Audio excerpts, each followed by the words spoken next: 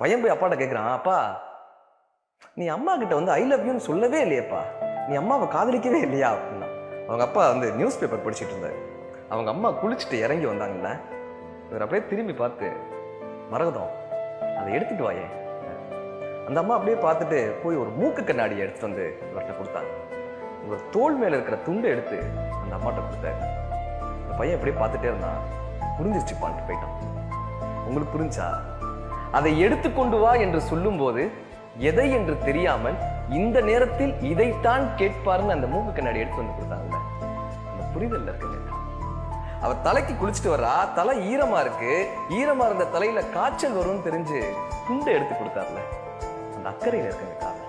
புரிதலிலும் அக்கறையிலும் அன்பின் வெளிப்பாட்டிலும் தானே காதல் இருக்கு.